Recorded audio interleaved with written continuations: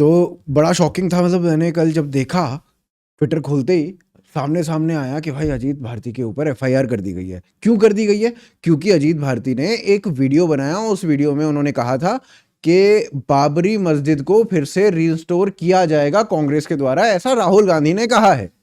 अब ये जो स्टेटमेंट है ये अजीत भारती की नहीं है, ये स्टेटमेंट है आचार्य प्रमोद कृष्णन की। उन्होंने कहा था और उसके बयान को रिपीट कर दिया अजीत भारती ने। तो अब क्या उनके बयान को रिपीट करना गलत है? अगर गलत है तो फिर आचार्य प्रमोद कृष्णन के अगेंस्ट भी एफआईआर होनी चाहिए। वो कांग्रेस के ही नेता हैं, उनके अगेंस्ट एफआईआर नहीं है, लेकिन उनके मैसेज को जिसने आगे पहुंचाया उसके अगेंस्ट एफआईआर है। ये कौन सा लॉ है? मेरे को ये समझ में नहीं आया अभी तक। दूसरा, क्या केवल ये प्रमोद कृष्णन ने कहा था? इसके पीछे तो पूरी लेगेसी है कांग्रेस की। कांग्रेस ने जब बाबरी ढांचा गिरा था उसके बाद ही कांग्रेस के उस टाइम पे जो प्रधानमंत्री थे हमारे पीवी नरसिम्हा राव जी, उन्होंने ये बात कही थी कि भाई हम बाबरी को रीइंस्टोर करेंगे।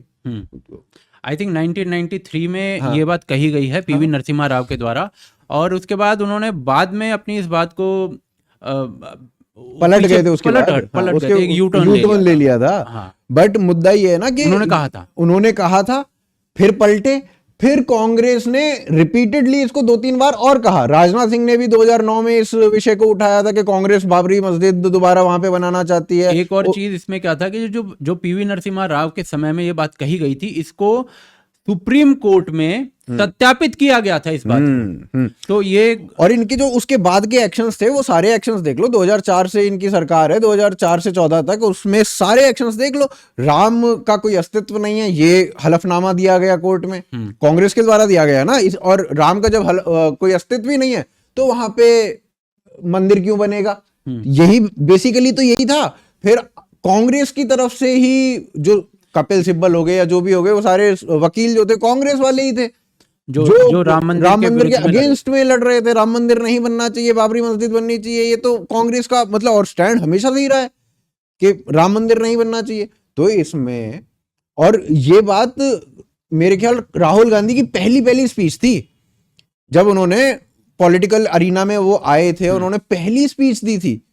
तो पहली स्पीच में उन्होंने ये बात बोली थी कि अगर उस टाइम पे कोई गांधी फैमिली का, मतलब था तो कांग्रेस का ही प्राइम मिनिस्टर, पर उन्होंने इस पे जोर देके कहा कि अगर गांधी फैमिली का प्राइम मिनिस्टर होता तो किसी की हिम्मत नहीं होती बाबरी ढांचे को गिराने की।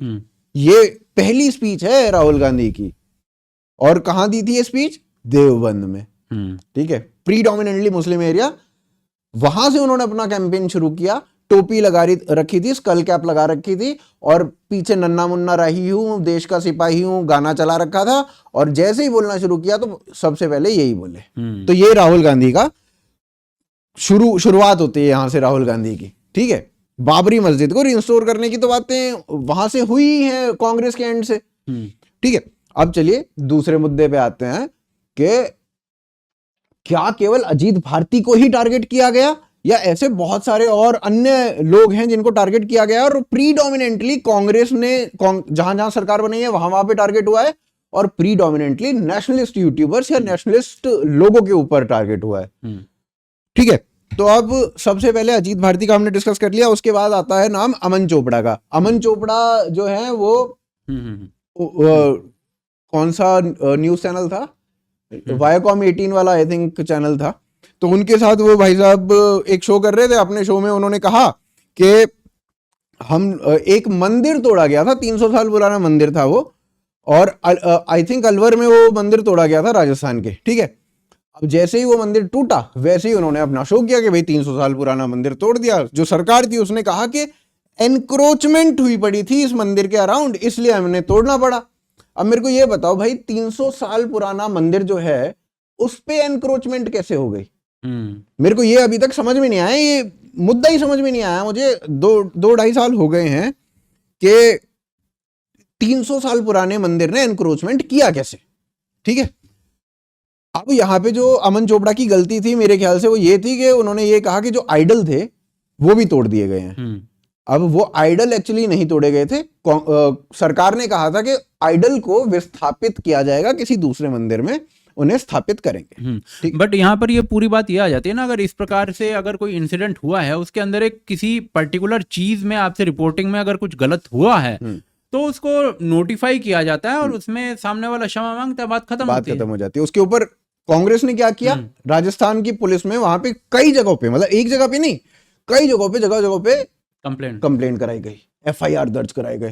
कांग्रेस के 10 पुलिस वाले, मतलब राजस्थान के 10 पुलिस वाले अमन चोपड़ा के घर के सामने सुबह सुबह खड़े हुए थे, उसको अरेस्ट करना है। वो तो अमन चोपड़ा था नहीं वहां पे, नहीं तो उसको अरेस्ट करके ले जाते।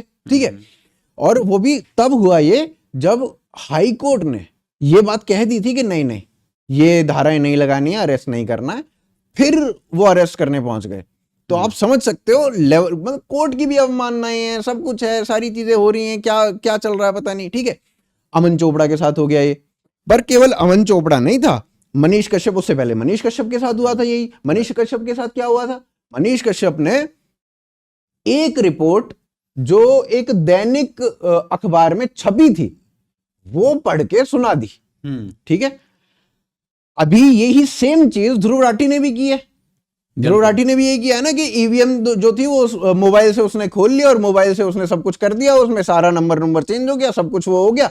तो ध्रुव राठी ने भी किसी आई थिंक एचटी था या जो भी था, जो भी हाँ, तो ये कुछ था। हाँ, तो मिड डे था या एचडी था? नहीं, मिड डे ने बाद में रिपोर्ट किया, पहले ये आई थिंक एक छोटी जगह से रिपोर्ट हुआ है, उसके बाद इसको कई लोगों ने पकड़ा है, उसके बाद कांग्रेस के हैंडल्स ने इसको चलाया है, उसके बाद जो ये प्रियंका चतुर्वेदी और ये शिवसेना वगैरह उन्होंने पकड़ा है, और फिर पूरे कांग्रेस के जो इनका इकोसिस्टम है उसने पकड़ लिया है, और उसके बाद ये फिर मिड डे तक पहुंचा है। Mid day basically mid day ने किया था, अब ध्रुव राठी ने तो मिड डे को ही कोट किया था ना आई थिंक। हाँ, तो ध्रुव राठी ने मिड डे को कोट कर दिया, उसके बाद ध्रुव राठी के ऊपर कंप्लेंट हो जानी चाहिए इस हिसाब से, तो एनएसए लगा देनी चाहिए हिसाब से, तो बिकॉज जिस तरीके से मनीष कश्यप के ऊपर लगा है उस तरीके से उसको अगर देखा जाए, संबद्ध रखकर देखा जाए तो फिर तो एग्जैक्टली सेम ही चीज तो मनीष कश्यप के साथ हुई थी। मनीष कश्यप ने क्या किया था, मनीष कश्यप ने एक जो भी न्यूज़पेपर था, वो आई थिंक दैनिक जागरण था या भास्कर था या जो भी था, मतलब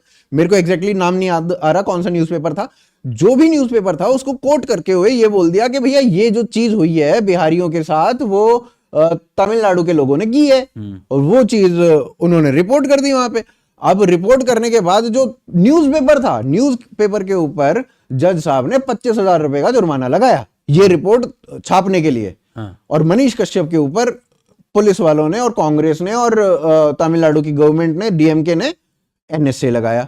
मतलब आप अंतर तो देखो, जो सोर्स है उस इंफॉर्मेशन का उसके ऊपर 25,000 रुपए का जुर्माना, और जो जिसने वो फैलाई है आगे उसके ऊपर एनएसए। कमाल की बात है भाई साहब। फिर ऐसे ही एक शुवक्कू शंकर थे, ये भाई साहब थे तमिलनाडु से, उन्होंने कोई स्टेटमेंट दे दी थी किसी पुलिस वाली के अगेंस्ट, तो इनको बहुत, मतलब बहुत बुरी तरीके से इनको पीटा पाटा गया, बहुत मारा पीटा, 3rd डिग्री, उनका हाथ फ्रैक्चर हो गया, इस तरीके की चीजें भी आई सामने। उनके वकीलों ने बोला कि उनका हाथ फ्रैक्चर हो गया है, ये हो गया, 3rd डिग्री दी जा रही है इनको, और इस तरीके से मारा पीटा जा रहा है, उनके साथ हुआ।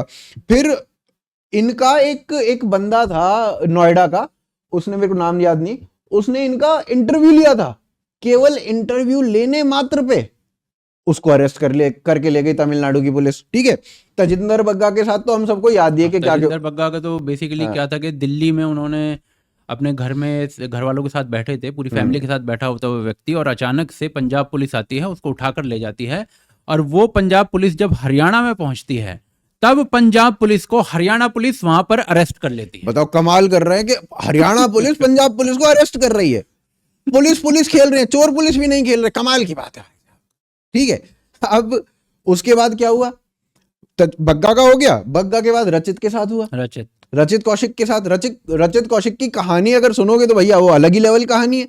रचित कौशिक ने एक वीडियो बनाई थी कुछ 1.5 साल पहले, जब ये शीश महल वाला इशू आया था, तब इसने एक वीडियो बनाई थी। उस वीडियो में क्या था, उस वीडियो में इसने बताया था, रचित भाई ने, कि ऐसे ऐसे केजरीवाल ने इस तरीके का घपला किया है, केजरीवाल का बेटा भी इसमें लिप्त है, इस तरीके की बातें उन्होंने बोली। ठीक है, अब वो वीडियो जो थी हर 2 महीने बाद ट्विटर के ऊपर वायरल हो रही होती थी, बहुत भयंकर वायरल थी वो वीडियो। ठीक है, उन्होंने वो वीडियो डिलीट भी कर दी, क्योंकि उनको पहले से प्रेशर आया हुआ था, वो डिलीट भी कर दी थी।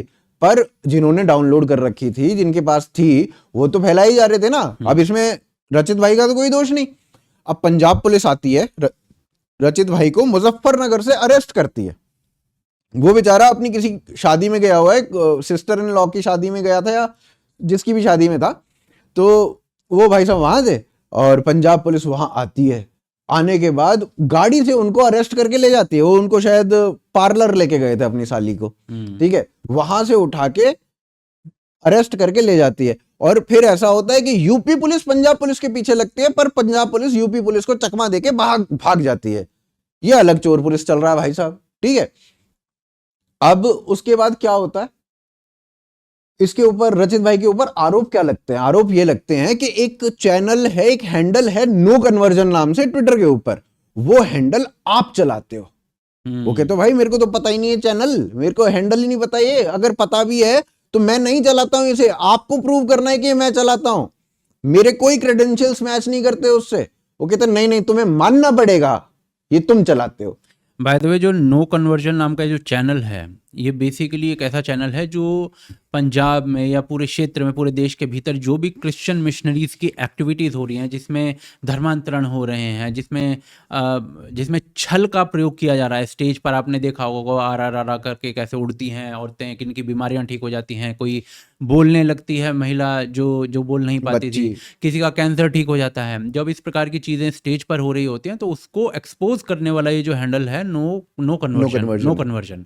अब रचित के ऊपर ब्लेम ये लगा दिया, रचित फ्रॉम सब लोकतंत्र, रचित के ऊपर ब्लेम ये था कि ये नो कन्वर्जन जो है वो आप चला रहे हो, और रचित का कोई लेना देना नहीं था उससे। उस चक्कर में कई दिन की गिरफ्तारी रचित की हुई है। और मतलब उसमें ये बोला गया कि इसने आपकी वीडियो जो है ना, नो कन्वर्जन ने आपकी एक वीडियो डाली है। मतलब पूरे रचित ने तो हजारों वीडियो बना रखे हैं, उनमें से केवल एक वीडियो नो कन्वर्जन ने डाली है आज तक। केवल इसलिए उसको अरेस्ट कर लिया गया। सोचो, मतलब ये इसे बोलते हैं फासिज्म एक्चुअली, ठीक है। अब आगे आते हैं, आगे बात करते हैं फैक्ट हंट की। अभी ये तो बहुत ही रिसेंट है, फैक्ट हंट और भीखू मात्रे, इन दोनों के ऊपर आरोप क्या लगाया गया कि भीखू मात्रे एक ट्विटर हैंडल है और महाराष्ट्र से वो बिलोंग करता है, ठीक है। तो उन्होंने एक कोई खबर चलाई होगी, वो खबर जो थी वो एक्चुअली फेक होगी इन दोनों की ही, और इनके ऊपर फेक न्यूज के लिए डाल दिया गया FIR। इनको भीखू मात्रे को तो अरेस्ट भी कर लिया गया। फैक्ट हंट वाले जो भाई साहब हैं वो अभी मेरे ख्याल से इधर उधर छुपे हुए हैं, जो भी है उनका जो भी चल रहा है। तो ये सीन है, ठीक है। ये दोनों को केवल फेक न्यूज कुछ हो गई है इनसे, कुछ गलत इंफॉर्मेशन इन्होंने डाल दी है, डिस इंफॉर्मेशन डाल दी है, तो उसके आधार पे FIR कर दी गई है, ठीक है। अभी हम फेक न्यूज के बारे में बात करेंगे इसके बाद कि कैसी कैसी फेक न्यूज जो है कांग्रेस ने चलाई है। पर यहां पे ये ध्यान रखना है कि इन दोनों को मात्र फेक न्यूज के लिए कर लिया गया। बेसिकली बात यही पर आ रही है ना कि बेसिकली अगर आप सिर्फ फेक न्यूज की वजह से या गलत न्यूज आपने डाल दी है, उसकी वजह से अगर आप किसी को अरेस्ट कर सकते हो, तो इस दुनिया में ऐसा कौन सा जर्नलिस्ट बचता है जो अरेस्ट नहीं हो सकता? कौन सा मीडिया हाउस बचता है, कौन सा मीडिया हाउस का एडिटर बचता है जो अरेस्ट नहीं हो सकता? मैं वही कह रहा हूं कि फेक न्यूज के ऊपर अभी हम 1 मिनट में बात करते हैं। मेरा लास्ट बंदा है जिसके बारे में मैं बात करना चाहता हूं और बहुत इंपॉर्टेंट है, इसलिए मैंने लास्ट में रखा है उसे। एक महिला थी भावना किशोर नाम से, टाइम्स नाउ नव भारत की, ठीक है। उन्होंने क्या किया, उन्होंने शीश महल की जो पूरी स्टोरी आपने सुनी होगी ना, वो पूरी की पूरी स्टोरी इन्हीं महिला ने एक्सपोज की थी। अगर वो एक्सपोज ना करती, वो पूरा भांडा फोड़ ना करती, तो ये दिनों तक जो शीश महल की कहानी चली ये कभी ना चल पाती, ठीक है। तो उन्होंने एक्सपोज कर दिया। अब क्या हुआ, वो अब जा रही थी पंजाब में मोहल्ला क्लिनिक्स का हाल देखने के लिए, और ये बात उनको पता चल गई कि भाई ये तो पंजाब भी जा रही है और मोहल्ला क्लिनिक्स दिखाएगी। तो उन्होंने क्या किया, पंजाब पुलिस ने क्या किया, पंजाब पुलिस ने लगाया इनके ऊपर SC ST एक्ट, कहा कि तुम्हारी गाड़ी किसी दलित की गाड़ी के टकरा गई है, दलित व्यक्ति को टकरा गई है, हाँ दलित व्यक्ति को टकरा गई है, और तुम्हारे ऊपर इसलिए SC ST एक्ट लगाया जाएगा जी। तो बेसिकली गाड़ी के भीतर एक सेंसर होना चाहिए जिससे गाड़ी को पता चल जाए कि सामने वाला जो व्यक्ति वो पिछड़े जाति से है, वो दलित है, वो सवर्ण है, वो मुसलमान है, वो हिंदू है, बेसिकली पता चल जाना चाहिए गाड़ी के अंदर। गडकरी जी जो हैं उनको आदेश देना चाहिए ये टोयोटा वगैरह वालों को कि ऐसी कोई टेक्निक विकसित करें जिससे पता चले। अब आपने शीश महल एक्सपोज कर दिया तो भुगतान तो करना पड़ेगा ना भाई। इसे बोलते फासिज्म एक्चुअली।